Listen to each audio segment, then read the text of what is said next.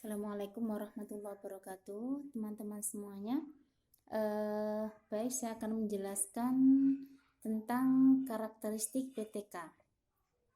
Dalam slide yang saya kirim tadi sudah ada karakteristik PTK. Yang pertama adalah PTK itu permasalahan yang praktis di kelas. Jadi permasalahan praktis di kelas itu tentang apa saja? Mungkin tentang masalah dari siswa. Ada siswa yang nakal sekali, kemudian ada siswa yang susah diatur, ada siswa yang selalu tidak nggarap tugas, ada siswa yang nangisan, ada siswa yang suka bully temannya. Pokok permasalahan-permasalahan praktis yang terjadi di kelas ketika subjeknya adalah dari siswa. Ada juga PTK itu ketika subjeknya guru, berarti guru ingin menerapkan model pembelajaran tertentu. Karena dilihat dari prestasi nilai prestasi anak-anak ketika saya ketika saya mengajar akidah akhlak, anak-anak kok prestasinya kok rendah. Ketika saya pakai model ini, saya ganti model yang lain. Nah, ini berarti ketika subjeknya adalah guru, sehingga permasalahan praktis di kelas itu yang menjadi landasan untuk dilaksanakannya PTK. Kemudian yang kedua, kolaborasi. Kolaborasi dengan siapa? Dengan guru, dengan siswa, atau ketika yang dijadikan subjek PTK adalah siswa, berarti kolaborasi dengan guru BK, bahkan misalkan PTK tentang kurikulum, berarti kita kolaborasi dengan kepala sekolah, dan tidak bisa memang kita berdiri sendiri, ya, seperti itu. Yang ketiga, ada upaya perbaikan atau peningkatan. Jelas salah satu alasan kenapa harus ada PTK adalah tujuannya untuk perbaikan prestasi atau peningkatan perilaku siswa, atau adanya perbaikan dari model pembelajaran guru dan seterusnya. Kemudian yang keempat, di situ efektivitas metode atau teknik atau proses pembelajaran. Berbagai ketika guru monoton menggunakan metode pembelajaran, ini perlu ada peningkatan supaya pembelajarannya efektif.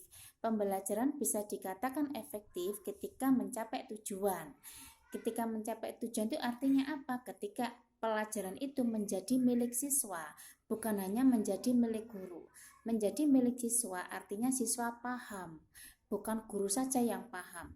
Walaupun gurunya pintar, tapi ketika pembelajarannya dilakukan belum menjadi milik siswa, itu yang paham hanya gurunya, siswanya belum paham, berarti itu belum efektif. Lah, efektivitas pembelajaran itu ditentukan pula oleh bagaimana cara guru menerapkan berbagai model pembelajaran, seperti itu, sehingga akan mencapai tujuan.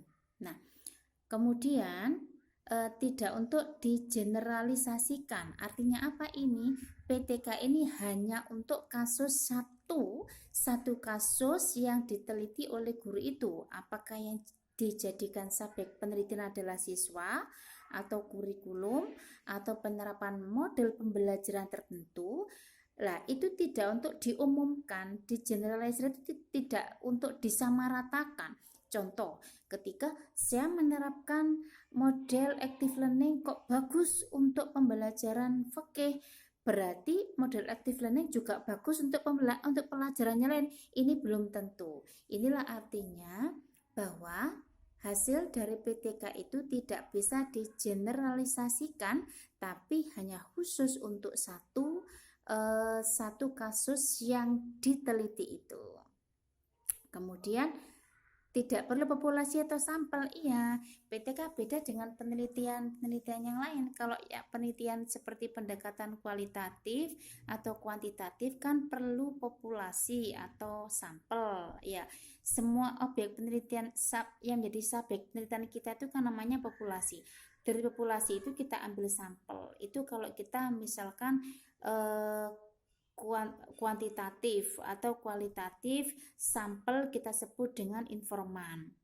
Sehingga Misalkan di situ kita meneliti tentang pelaksanaan pembelajaran A untuk meningkatkan apa begitu. Kalau kita pendekatannya kualitatif, kita mengambil sampel atau informannya misalkan guru atau dan siswa, kepala sekolah ada 3. Dalam PTK tidak seperti itu. Jadi memang penerapan metode active learning untuk meningkatkan prestasi belajar IQ dan akhlak, kita sendiri menerapkan metode itu, hasilnya bagaimana. Jadi tidak perlu kita mengambil berapa informan yang kita jadikan sebagai sampel, tidak perlu, karena yang menerapkan peneliti sendiri, kita sendiri yang menerapkan. Untuk PTK kasus siswa misalkan siswa sendiri yang kita teliti, jadi tidak sama dengan model pendekatan yang lain. Kemudian tidak mengenal kelompok eksperimen dan kontrol. Ya, beda dengan pendekatan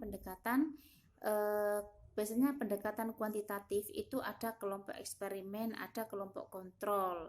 Artinya, misalkan tentang penerapan metode Jigsaw untuk meningkatkan prestasi belajar fikih. Kalau yang kelompok eksperimen berarti metode Jigsaw ini dieksperimenkan oleh guru tertentu, kemudian kelompok kontrol ini ketika metode Jigsaw dieksperimenkan ada yang mengontrol. Saya mengontrol siapa? Misalkan guru lain atau kepala sekolah. Dalam PTK tidak seperti itu. Jadi secara langsung dilakukan penerapan metode itu dan bagaimana hasilnya, maka ada pretest, ada posttest. Tidak ada kelompok yang mengontrol, tidak ada kelompok eksperimen, tapi secara langsung dilakukan. Jadi tidak ada eksperimen, jadi secara langsung. Bagaimana sebelum Jigsaw dilakukan, itu namanya pretest. Kemudian kita lakukan model pembelajaran Jigsaw, kemudian diadakan posttest. Ketika hasilnya belum signifikan, maka ada siklus kedua, kita melakukan model itu lagi, terus dites lagi bagaimana hasilnya. Jika ada peningkatan, berarti model pembelajaran Jigsaw ini efektif digunakan untuk meningkatkan prestasi belajar tertentu, prestasi belajar akidah misalkan, dan seterusnya. Kemudian karakteristik yang berikutnya adalah proses penelitian melalui siklus. Iya, ada siklus.